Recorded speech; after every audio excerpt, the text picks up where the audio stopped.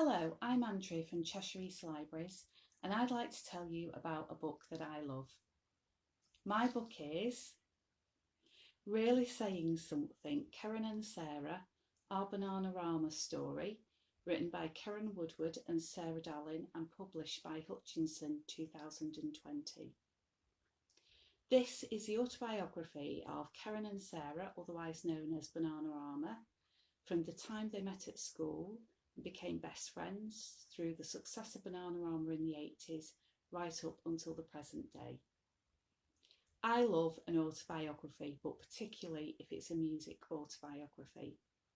This gives a really interesting glimpse into the music business in the late 70s, 80s and beyond. The 70s and 80s for me were a particularly special time because it was when I started listening to music. I was putting posters on my wall, learning song lyrics from smash hits every week, and later on going to gigs. So for me, it's a time of discovery and excitement, full of larger than life characters and fun music. This book manages to tap into some of that excitement and nostalgia that I feel towards those times. Who these ladies didn't know or didn't meet really isn't worth talking about.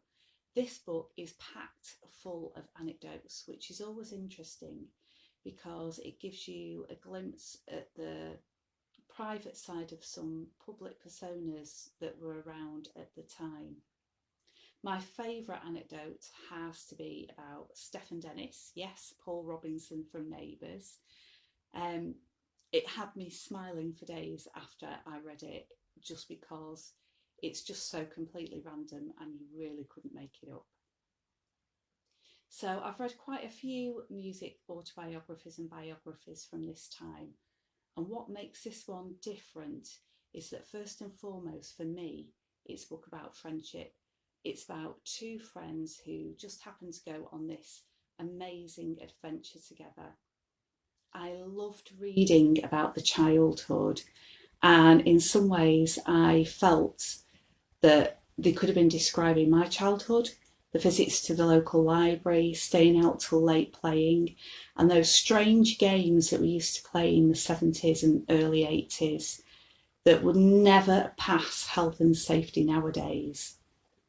But this meant that I really warmed to them and I could relate to the story that they were telling. So much so that when it came to the bit where they moved to London, it did feel a little bit like I was watching older siblings moving from home and taking flight for the first time. I absolutely loved their go for it attitude and the lust for life. The invincibility that you feel at that age really came across strongly. And I think what really helps is that you see the story from two different sides. So you have alternate contributions from both ladies, and I think that helps to add more depth to the story. The other thing that really struck me about this book is just how underestimated these two ladies have been throughout the career. At the time when they started, there were very few female bands around. So this book does provide perspective that other biographies from artists around that time don't. But the fact that they're still here all these years later says that they've obviously been doing something right. And I think a lot of that is down to their attitudes, the fact that they've stood up for what they wanted and always done what's right for them. And I absolutely love them for that. So this was a really entertaining and at times surprising read.